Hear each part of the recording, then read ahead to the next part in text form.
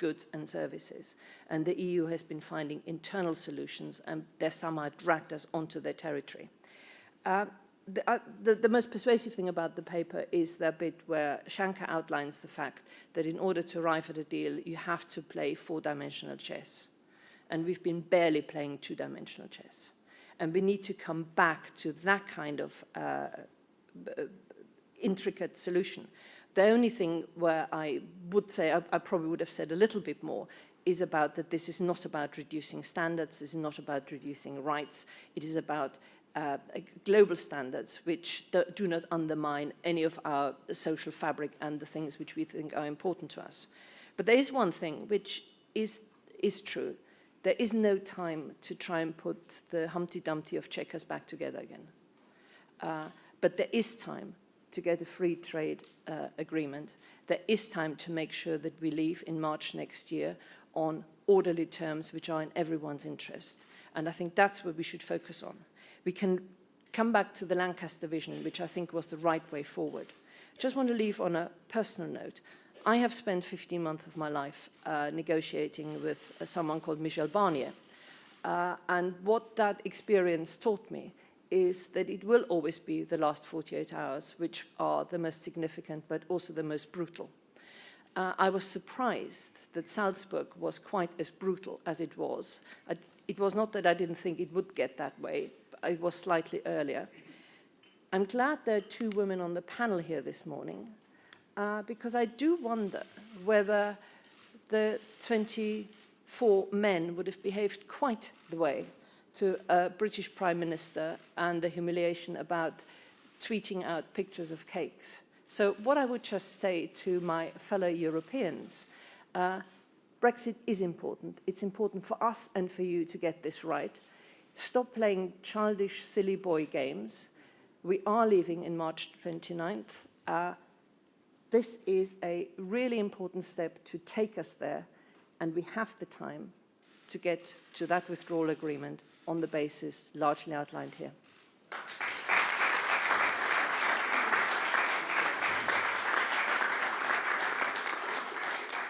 Gisela, thank you very much. David.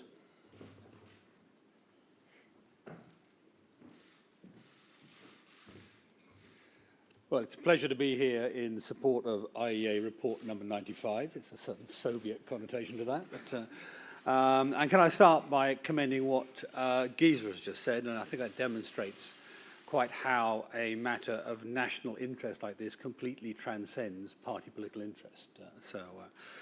Now, as Shankar highlighted in the report and in detail when you read it, you'll see it, the global trading system is going in entirely the wrong direction.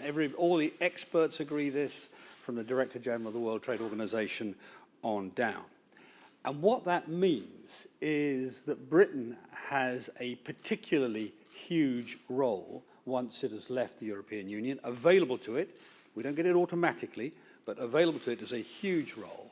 And this amplifies the effect of any free trade policy we have. It amplifies the effect in global terms, and it amplifies it in British terms. And it means, therefore, the returns to trading with the rest of the world is much greater than you would otherwise assess. And, of course, it's traditional that people underestimate the gains from free trade. Even New Zealand, that champion of free trade, underestimated some of its free trade arrangements, the effect of it, by 500%.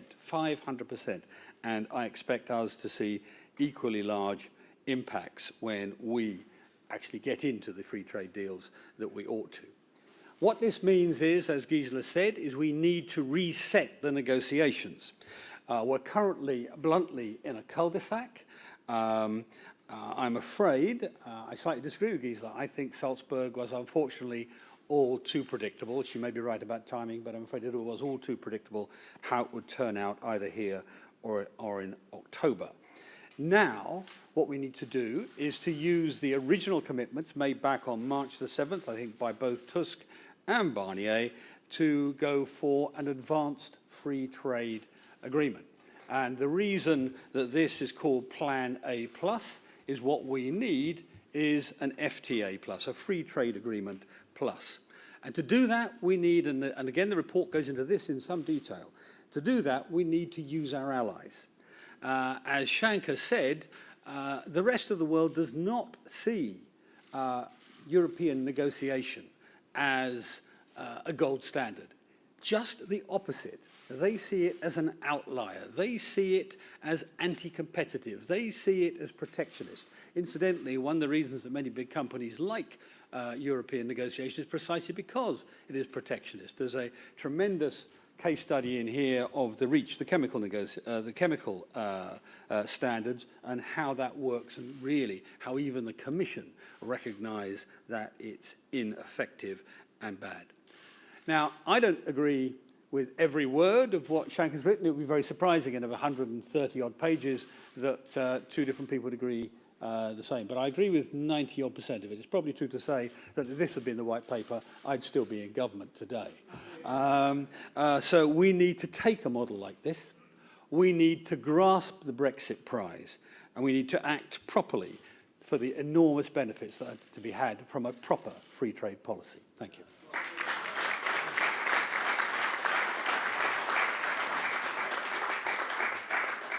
David, many thanks. Jacob, can I ask you to take to the stage?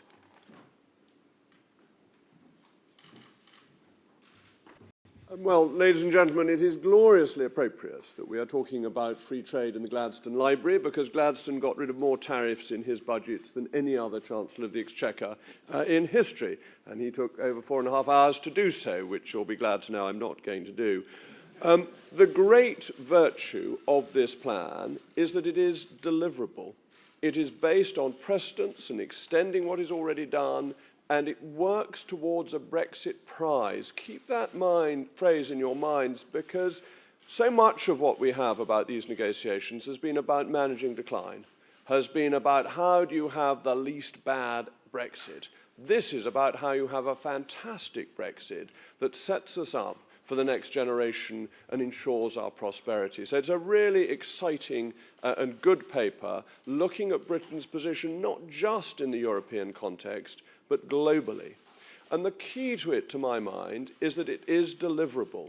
Bear in mind, as David says, this has been offered to us by the Commission. They have offered us the best trade deal they have done with any country ever in the world. So if you want to call it Canada Plus or Super Canada or Supercalifragilisticexpialidocious Canada, that is what is being aimed at and it's being offered, as long as you can solve the Northern Ireland question, which I think the ERG did a week or so ago. So you've got Northern Ireland solved, you've got a free trade deal, you've got something that is deliverable.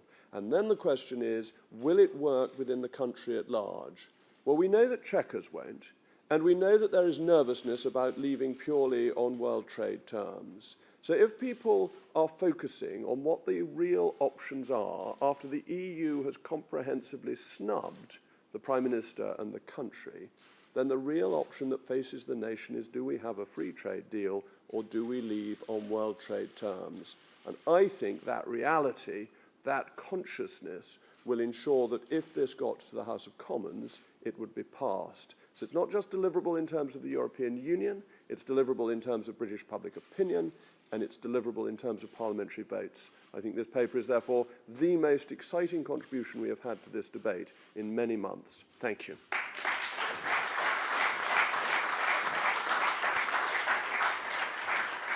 Jacob, thank you very much. And last but by no means least, Theresa.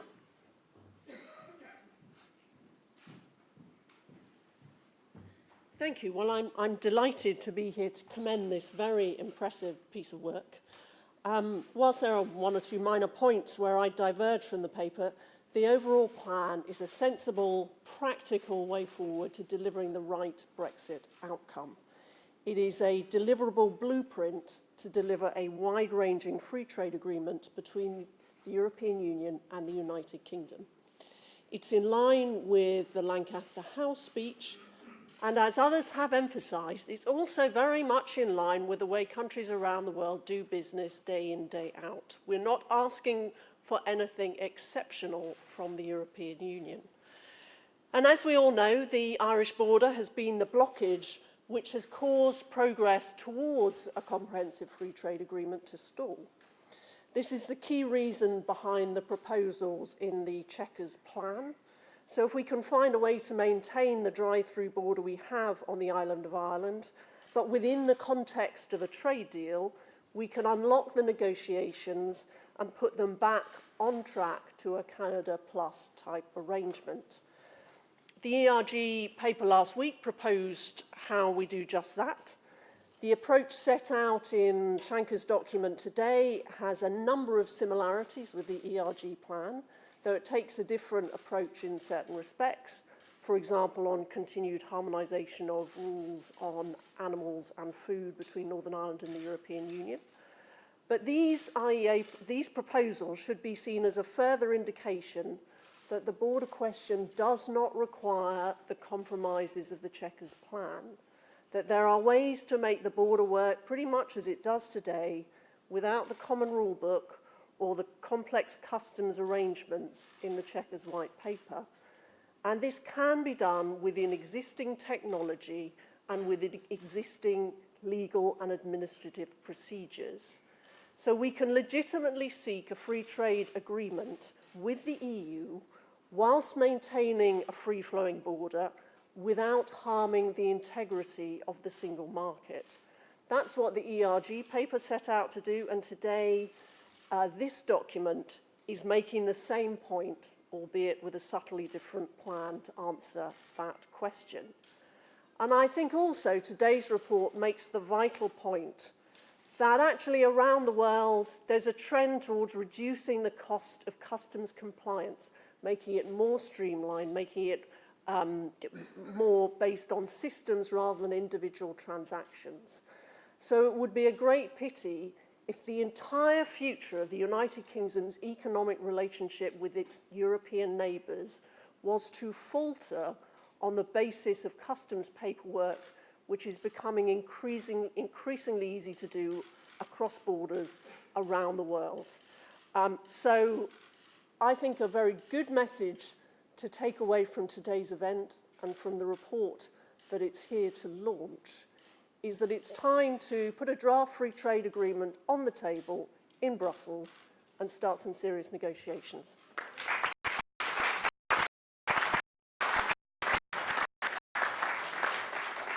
Theresa, thank you very much. We do have some time for questions. We have a microphone coming down the aisle, so do put your hand in the air if you'd like to ask a question.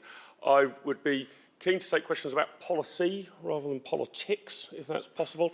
I'll start with Faisal. Faisal Islam, Sky News. The report acknowledges that under this plan, there will be some frictions that you have to mitigate.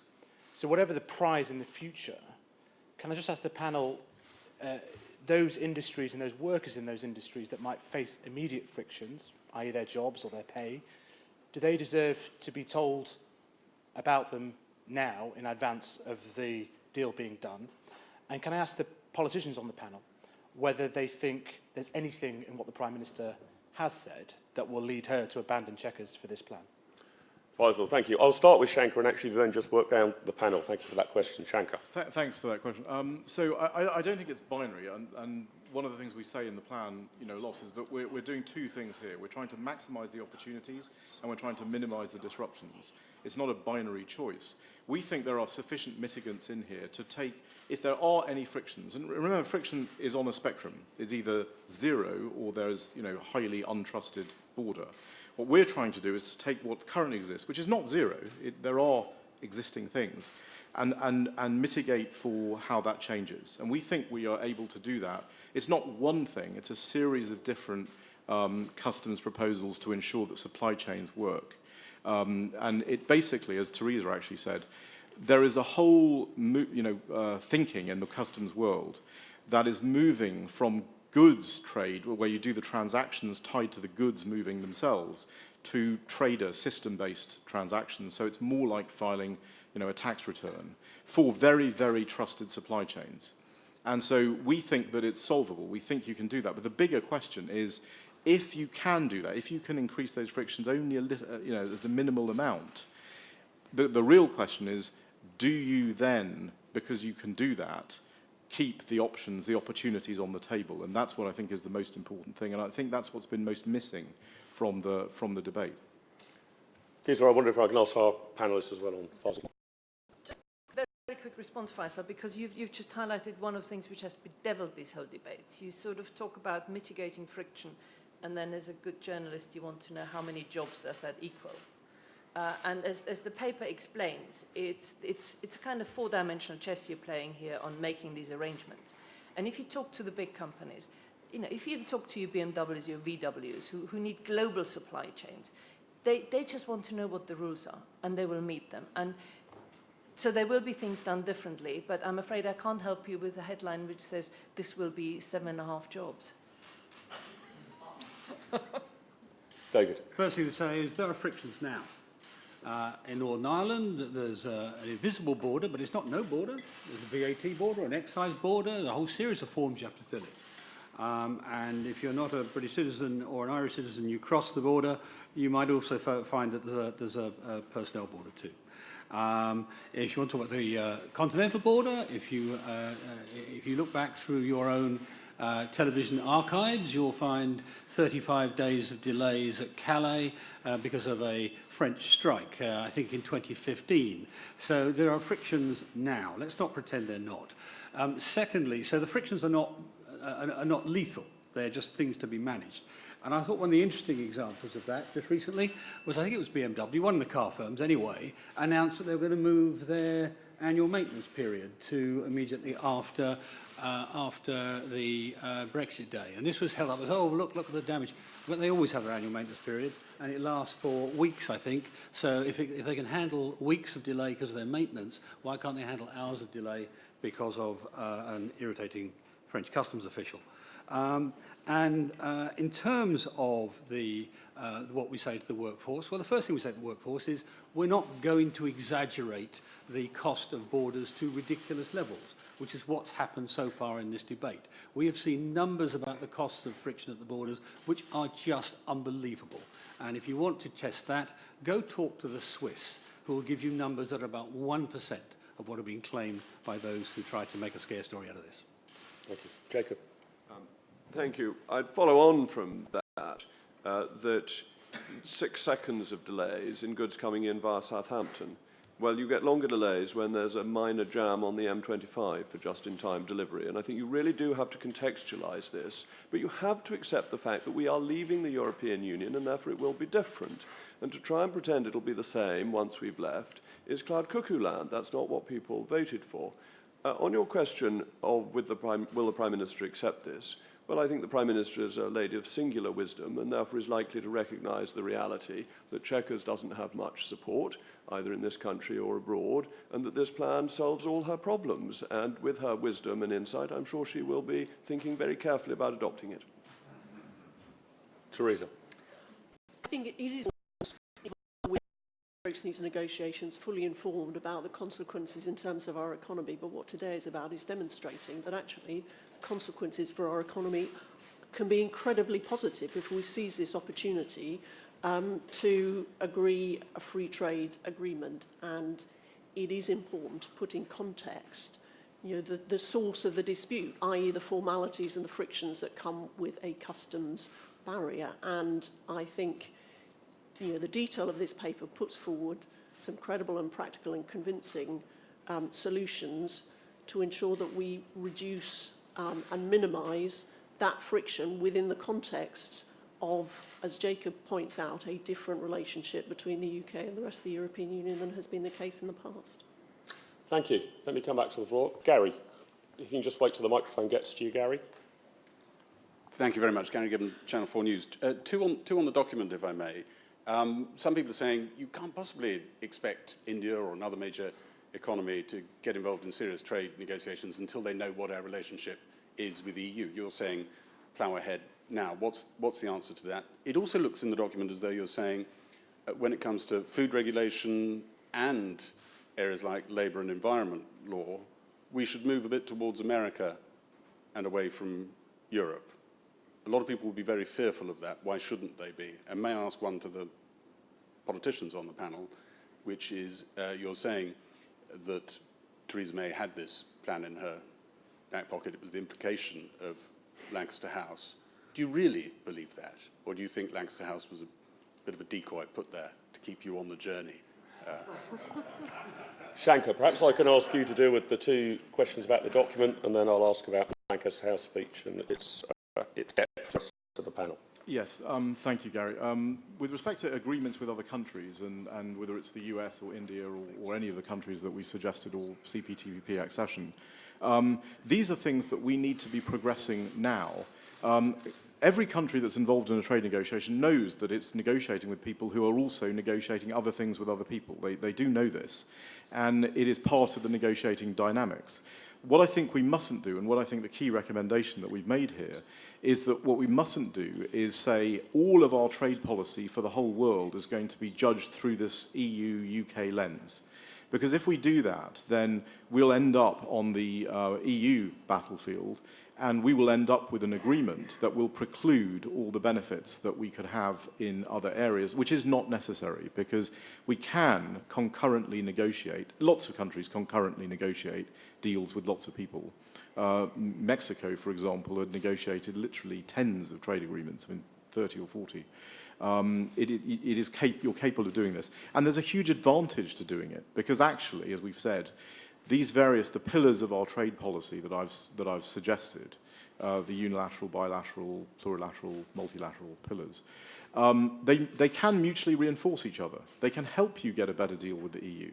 If the EU sees that we are negotiating seriously with the US and with CPTPP and others, if they see that, they may not like it, they may shout and scream about it, but they will react differently to you. If they think that you are the only, if they think that you think that they're the only game in town, then they will make hay with you. And I think that is what is happening, and that's a problem. With respect to this question about regulation, we are not suggesting, and we never have suggested, sort of massive deregulation. That's not what we're suggesting here. What we're suggesting is better regulation. What we're suggesting is, what is the global norm? The global norm, based on the WTO and the OECD and other organizations, is that you want to regulate in ways that are the least trade restrictive, the least anti-competitive, consistent with a legitimate regulatory goal. That's the goal of your regulatory process, and that's what everyone broadly in the world has agreed.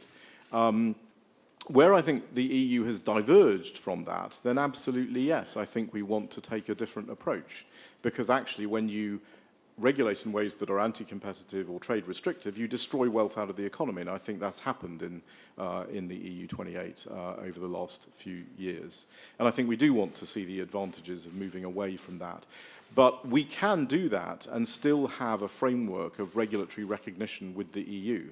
There's regulatory recognition all over the world. The EU and New Zealand have agreed regulatory recognition for meat products trade. You know, so very, very sensitive subject. New Zealand and the EU have recognized underlying product regulation, even though those product regulations differ. So it is capable of happening. They can do it. And that's what I would recommend. Should I take the political question? Please do, David. Well, firstly, on regulation, the issue is who decides. And the regulation will be who decides. Under Chequers, it's the European Union that decides. Under Free Trade Plus, it's us that decides. And we'll decide, because what we've already said in our discussions with them, to try and get the same outcomes, or similar outcomes, equally high health, equally high safety, equally high quality, but in a pro-competitive way, not a protectionist way. So that's the distinction. Now, as for Lancaster House, Jacob quite rightly said the Prime Minister's a wise lady. She's also a lady of very great integrity. And Lancaster House was met, as was Mansion House, and I can say that with absolute certainty because I helped write them. Thanks very much. Let me come back. I know there was lots of other questions. Let me take Henry here. Thank you. Henry Mance from the Financial Times. Mr. Rees-Mogg, you say that the question is whether the country will wear this plan better than it's prepared to wear the Chequers proposal. Is the obvious solution to that not to offer it to the country in a referendum alongside Mrs. May's plan? I'll take that straight. Then the question on the second referendum, do you support a discussion paper number 95? I think, Mark, you've answered the question better than I could. That the Truth is, the people who are campaigning for a second referendum want to stop us leaving the European Union. That's what the campaign is about. It's nothing to do with getting the people to decide. Deciding the forms of a trade agreement is the routine matter of a parliamentary democracy for Parliament. Changing your fundamental constitutional arrangements is an appropriate matter for a referendum. We've had that referendum, but even more, we had that referendum based on a manifesto commitment from David Cameron in 2015, and we had it affirmed by the 2017 general election when both parties, major parties, said that they would implement the result of the referendum. So we've had 3 national votes on leaving the European Union, and I'm afraid the Remainers who want another referendum hold democracy in contempt. They lost, and they should grow up. Yes.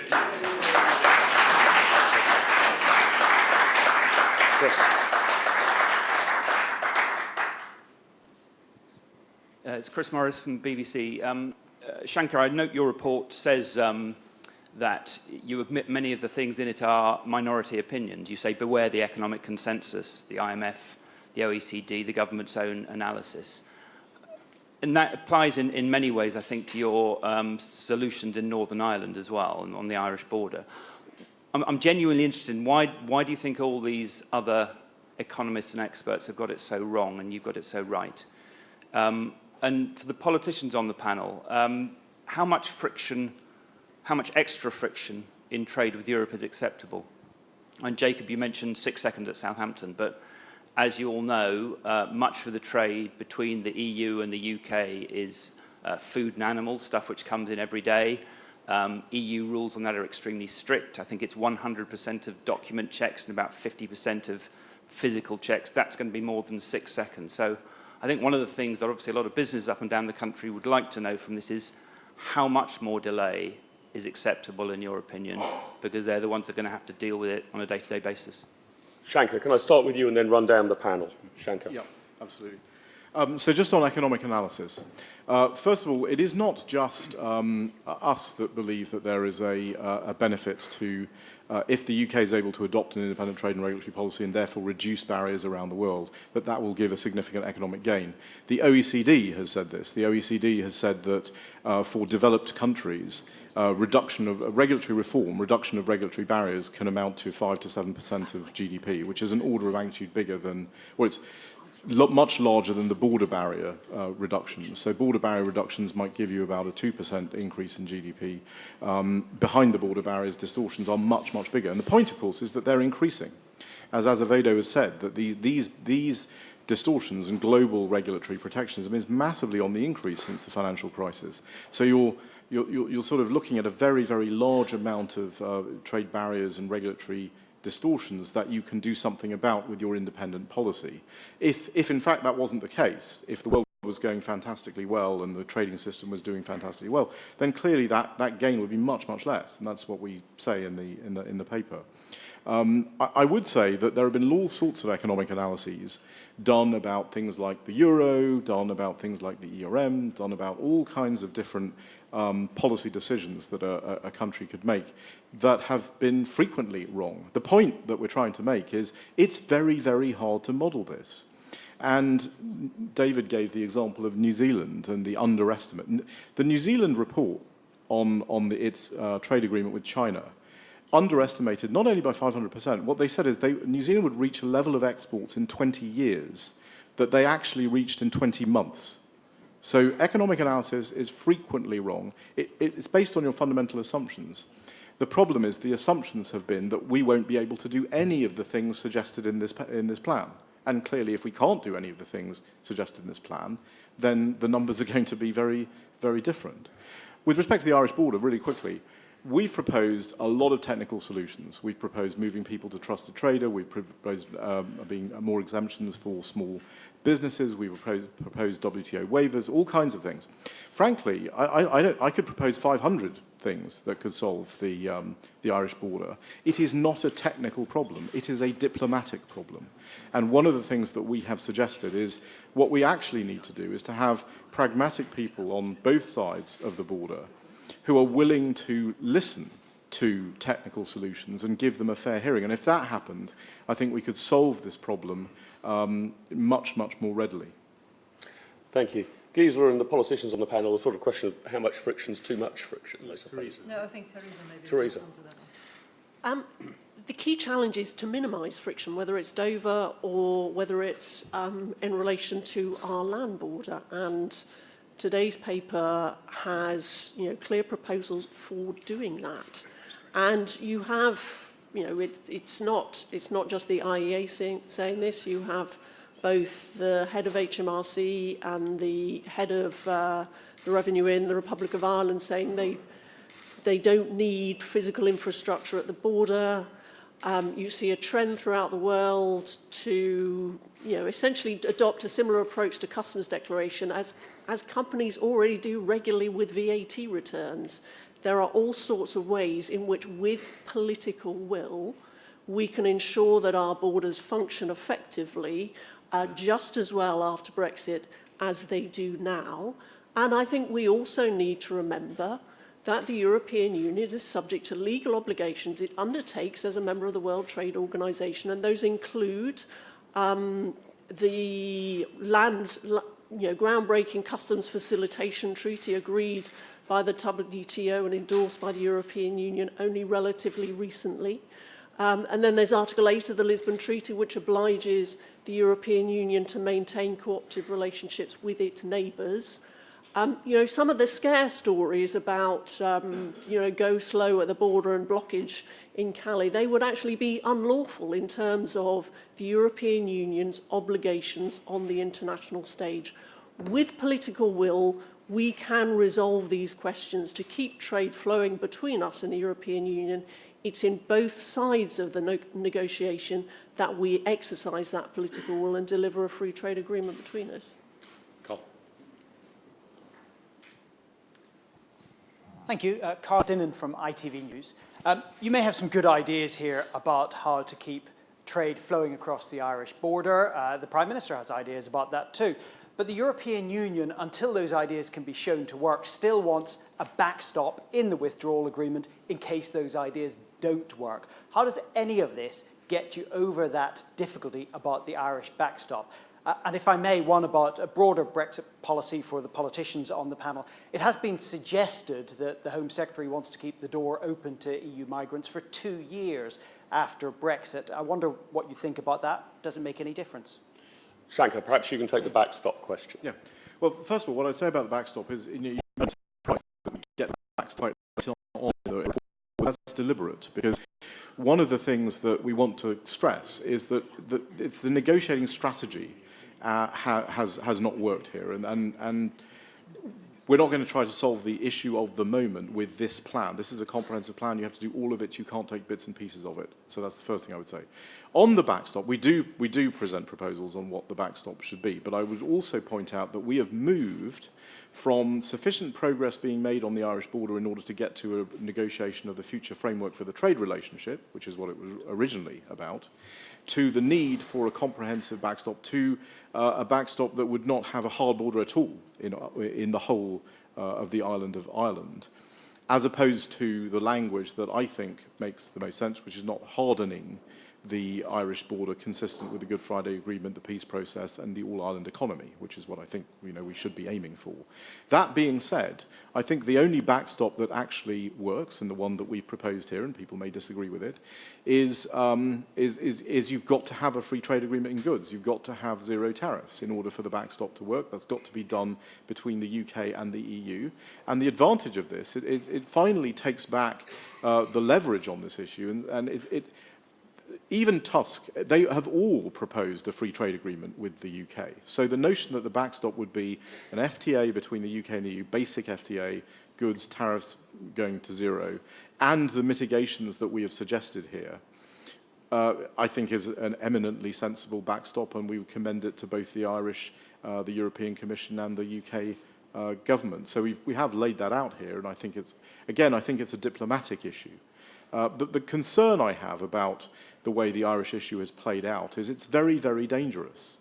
If there is, in fact, a technical and diplomatic solution to this problem, and what the Irish government have done, particularly by hanging on to this particular issue, is if this results in no free trade agreement at all between the UK and the EU, then the British government is going to be faced with a choice. They're going to be faced with a choice, which is either we're going to have food price inflation because we've got, tariffs on agricultural products, or we're going to have to lower unilaterally our agri-food tariffs, which is going to cause massive, and that would have to be on an MFN basis, and that would cause massive damage to the Irish beef industry. So this is a very dangerous situation. I think there are pragmatic and technical solutions to this. I think we should advance them before we have a problem of our own making. Can I just ask any of the politicians who want to come in on the immigration question, the present thinking of the Home Secretary? Gisela. As an immigrant and a grandmother, I'll take the immigration one. I think that the newspaper story about the Home Secretary, I'm not entirely sure to what extent that's really news, because those kind of rights would have been already entailed in the in the implementation period. But can I just say something much more significant about this? First of all, this country now needs to have a proper discussion of what we think the purpose of our immigration policy is. And from that, it will flow what it will be. And we have done focus groups with Change Britain, both with people who voted Leave and those who voted Remain. And it's quite amazing how short a period it takes for both groups to say a merit-based point system, which is actually equal treatment for everyone, is the best way forward. And the second one is we should not underestimate a significant achievement in the United Kingdom in the wake of the referendum. All across Europe, minor parties who focus on immigration for all the wrong reasons have attracted enormous support from the voters. In some countries, they're holding their governments to ransom. What we've achieved in the United Kingdom is a debate on immigration will be conducted by the two major parties and the two major front benches in a rational and sensible way. And that is how it should be done.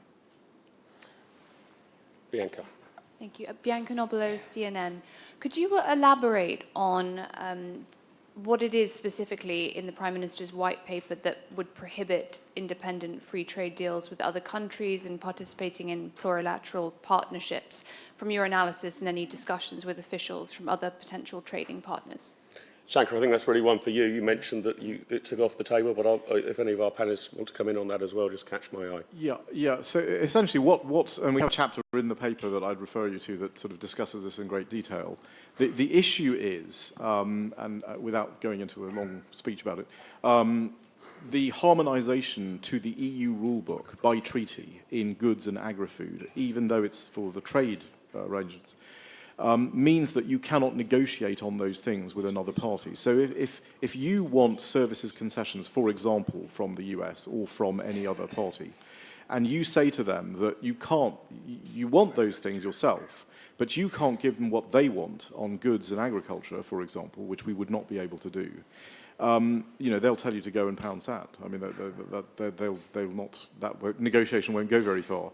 And that is exactly what the US has done. I mean, the interesting thing with the US is that the key things they want are in goods and agriculture. And yes, they're willing to have nice conversations with us, but unless we can do those things, there won't be any serious deal. And that's what they reinforced in my trip over there last week. In the report, we cite to two former GATT Council chairs and the former deputy USTR from Australia, New Zealand, and the US, who all said, this takes your independent trade policy off the table. There's a confusion here, I think, sometimes in what you can legally do and what you can practically do. You may have the legal right to negotiate a trade deal, but if no one wants to negotiate with you, it's not a very useful right. So that's the issue. The CPTPP has a very specific set of regulatory measures in its regulatory coherence chapter, and if you don't control your rule book, then you're not going to be able to negotiate with them. And frankly, every country that we'd want to negotiate with, because of the nature of our economy, is going to want the same things, and they're all precluded by checkers. Now, there is a way that I think you can take some of the things, some of the ideas in checkers, the ideas in checkers on services, on mutual recognition of occupations. These things are reasonable things on which you can build construct an agreement. But the notion of a common rule book, if it was genuinely a common rule book arrived at by both the UK and the EU in the form of an advanced trade agreement, or free trade plus, as David calls it, that's perfectly fine. You know, that's not a problem. The problem is, what is your scope of authority to act? And if you don't have it, which the Chequers certainly doesn't have it, then you may as well stay in the customs union and the single market. Let me take another question. I will come to the panel again, right at the, just at the back here. Yep. Jack Doyle from the Daily Mail. Checker, can I just pick you up on the point you made earlier? In fact, you just referred to it about what the US is saying about the prospect of a trade deal under Chequers. Who exactly was it you were talking to on the US side who said that the deal was impossible?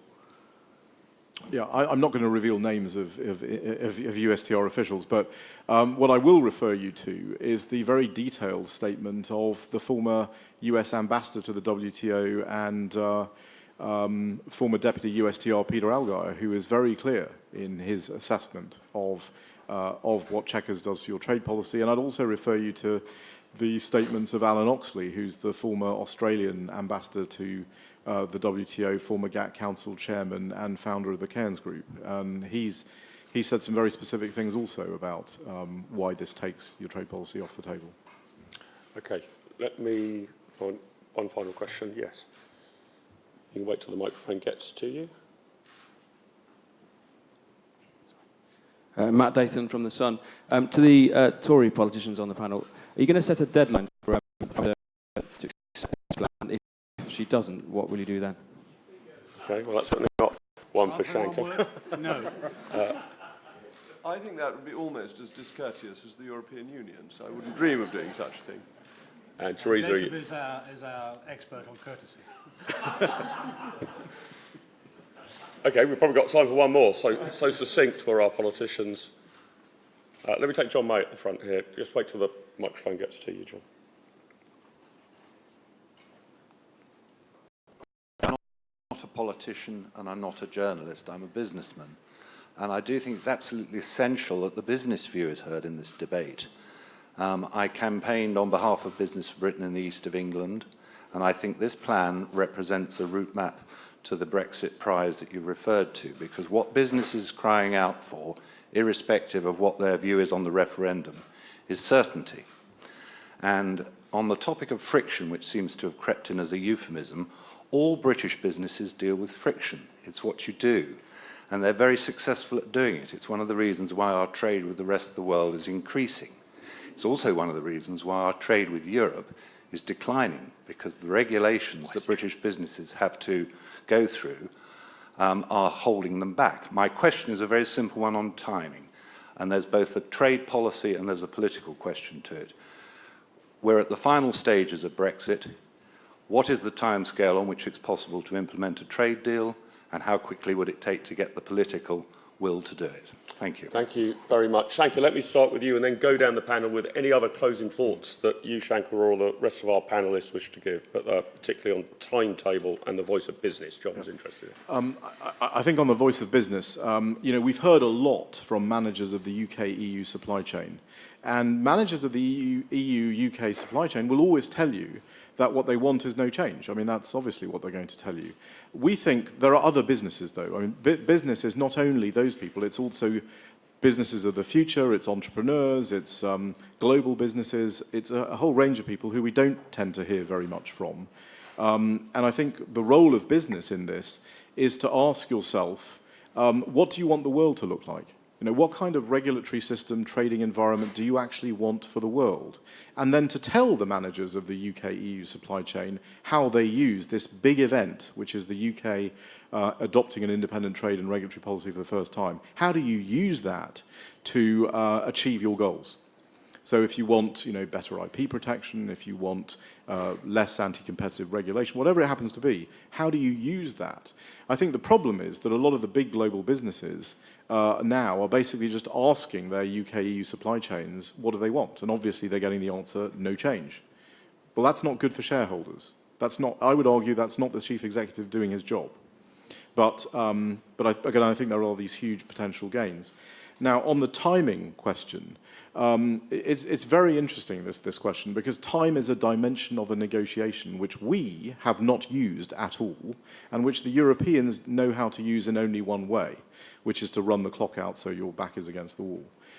we have to learn how to use time in the negotiation.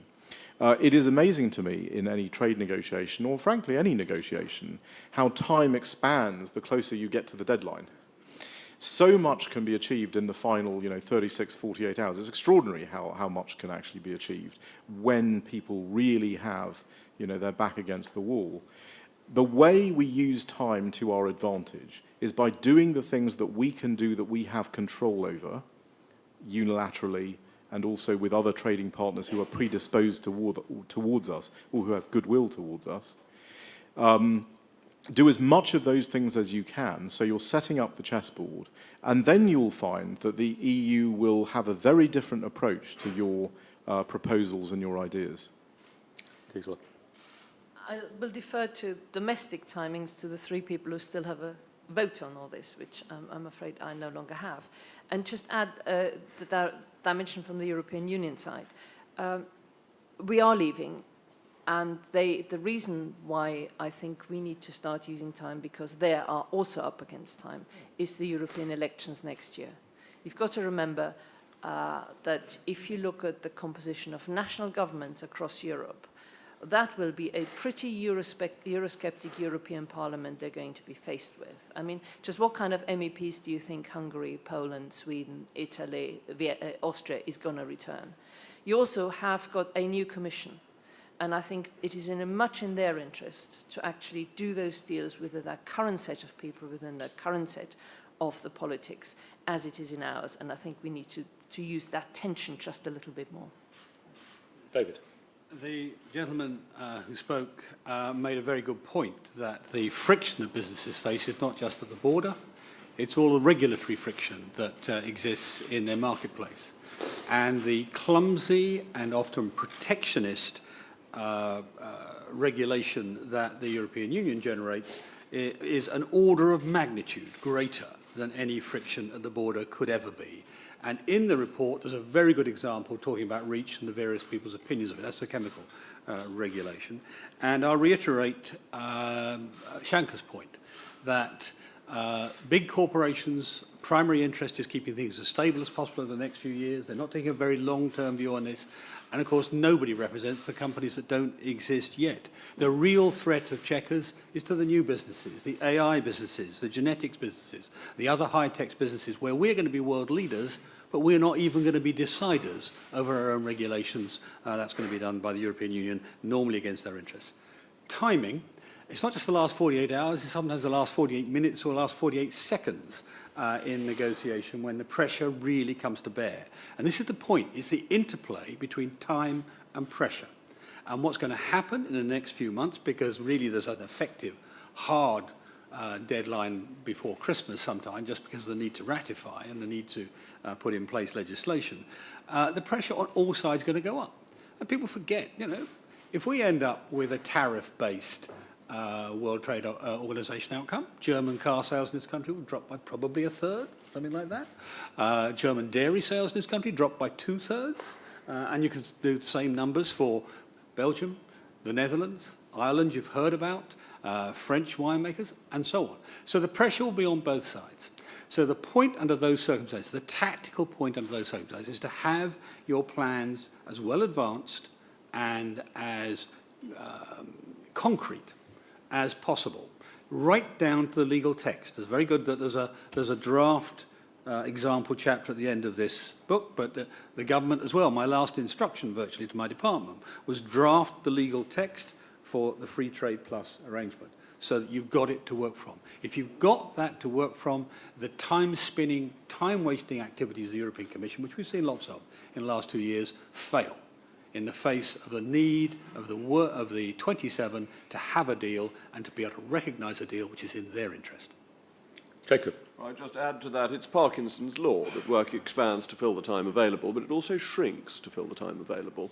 And they will suddenly discover, as David's been saying, that they need to do things quickly and they need to get a move on. And that's what the European Union does. Just remember that the Greek bailout was agreed over a weekend, regardless of all the EU regulations that said it was completely impossible. They sorted out the legal niceties and the cost to the German taxpayer somewhat later. And I'd also refer you to, on the regulatory bit, to pages 25 to 29 of the report, goes through a number of regulations, REACH, MIFID, Solvency II, and the key to remember about all those regulations is that they help incumbents and they make it difficult for competitors. Now, I ought to like them because I'm still the chairman of Somerset Capital Management, and as an established company, MIFID II is fantastic because we can afford to take on a new compliance officer and deal with all this. When I set up my business in 2007, if all these regulations had then been in place, which add no protection to customers of any kind whatsoever, it would simply have made it harder to do, if not impossible. So as a fat incumbent, I'm quite happy. But if I were a thin and hungry entrepreneur, I'd be very dissatisfied, and I think we should support the thin and hungry entrepreneurs. Theresa.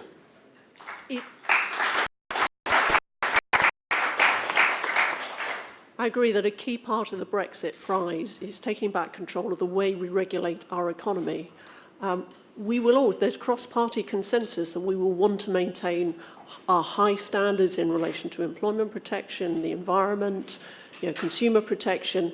The key gain is to be able to decide how we deliver those outcomes. As someone who spent 6 years in the European Parliament, I can attest personally that the regulation making in Europe is distinctly suboptimal. And there's a huge potential for growth and prosperity if we regain control of how to ensure that we continue to deliver those vital outcomes, but we do it in a way which is better suited to our own domestic circumstances, which is more efficient, which is less costly, and which promotes rather than inhibits competition.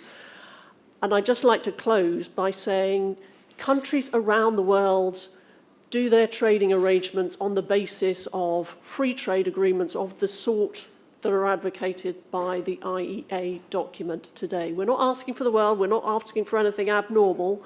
We are asking the European Union to treat us in a broadly similar way they do many other of their trading partners. This document demonstrates, it's a further illustration that we can make a free trade agreement work, including in relation to the border on the island of Ireland. And now it's time to table a text, put it on the table, and get to work. Thank you.